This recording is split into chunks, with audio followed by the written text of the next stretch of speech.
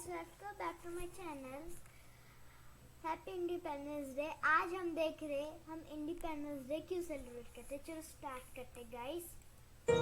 Hello बच्चों, 15 अगस्त यानी कि आज़ादी दिवस। पर क्या आपको पता है आज़ादी दिवस क्यों मनाते हैं और हमें आज़ादी मिली थी तो किससे मिली और कैसे मिली? आज मैं आप सबको इंडिपेंडेंस डे की कहानी सुनाऊंगी। भारत, जिसे कि सोने की चिड़िया कहा जाता था, भारत को सोने की चिड़िया भी कहते हैं एंड इंडिया भी बोलते हैं। उसे लूटने के लिए आज से तकरीबन 400 साल पहले सन 1608 में ब्रिटिशर्स ईस्ट इंडिया कंपनी के रूप में भारत आए। उन्होंने भारतवासियों को उस समय ये कहा कि वो यहाँ महज बिजनेस यानी कि कारोबार करने के लिए आए हैं, पर दरबार ने उनसे कुछ पैसा लेने के लिए आए। मुझे भी नहीं पता। धीरे धीरे उन्होंने पूरे भारत पर ही अपना कब्जा कर लिया। बिजनेस के नाम पर किया गया धोखा भारत के लिए बहुत बुरा साबित हुआ, क्योंकि उन्हें वापस खदेड़ने के लिए लाखों ही जानें हमें गंवानी पड़ी। अंग्रेज बहुत क्रूर थे। वे भारतीयों के साथ बेहद भेदभाव करते थे, जैसे कि भारतीय इंसान ही ना हो। पर इसके खिलाफ सबसे पहले आवाज उठाई थी सन 1857 में मंगल पांडे ने। उन्होंने जब देखा कि अंग्रेज भारतवासियों के घर में उन्हीं को गुलाम बना रहे हैं, उन्हीं पर अत्याचार कर रहे हैं, तो उन्होंने भारत को इनसे आजाद करवाने की ठानी। परंतु अंग्रेजों ने उनकी एक ना सुनी और इसके बदले उन्हें फांसी दे दी गई। फांसी मीन्स उनको रस्सी गले पर कर दिए और मंगल पांडे शहीद हो गए। परंतु मंगल पांडे की शहीदी ने एक नई लहर शुरू की और अब हर भारतीय अपनी आजादी की मांग रखने लगा, जिससे अंग्रेज पूरी तरह बौखला गए। इसके साथ ही आवाज उठाने निकली झांसी की रानी लक्ष्मीबाई ने भी अंग्रेजों की रातों की नींद उड़ा दी। इससे पूरी दुनिया को मालूम पड़ा कि भारत की औरतें भी किसी से कम नहीं हैं, परंतु वो भी अंग्रेजों के खिलाफ छिड़ी एक जंग में शहीद हो गईं।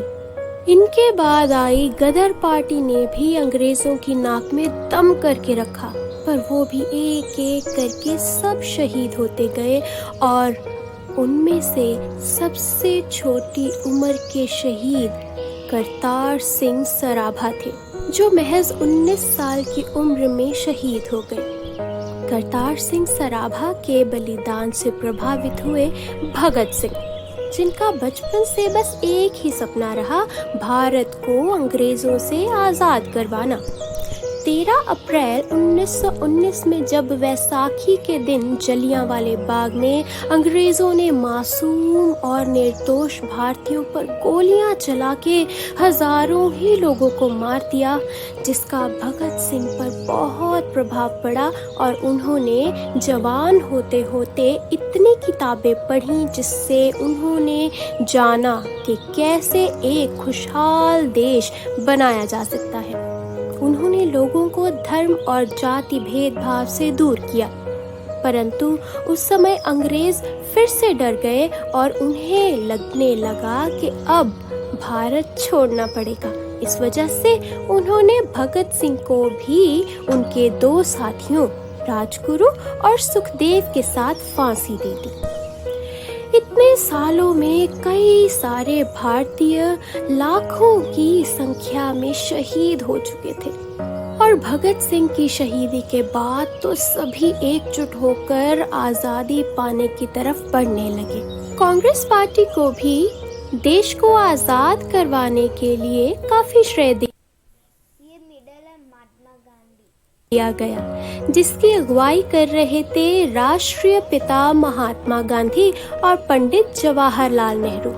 एक और स्वतंत्रता सेनानी सुभाष चंद्र बोस, जो अपनी एक बहुत बड़ी ओहदे की नौकरी छोड़कर देश की आजादी के संघर्ष में कूद पड़े थे और लोग उन्हें नेताजी कहकर संबोधित करते थे। पर आजादी की तरफ बढ़ते भारत को देख ब्रिटिशर्स ने फिर से अपनी डिवाइड एंड रूल की पॉलिसी लागू की, जिसमें उन्होंने हिंदू और मुस्लिम को आपस में बांटना शुरू किया और भेदभाव, आपसी नफरत का रूप ले गई, जब दोनों धर्मों के लोगों ने अपने अपने देश की मांग की। आखिरकार 15 अगस्त 1947 को वो दिन आया जब भारत को आजादी मिली।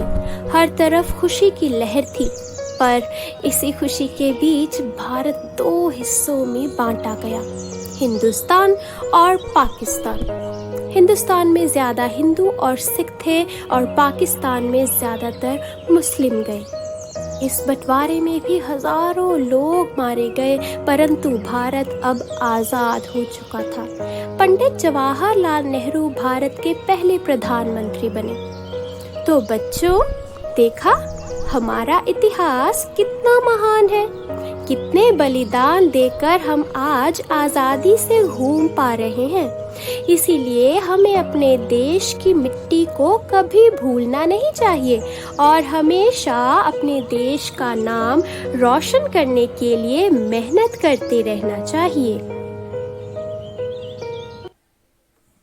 बहुत बढ़िया वीडियो है, रियली गाइस।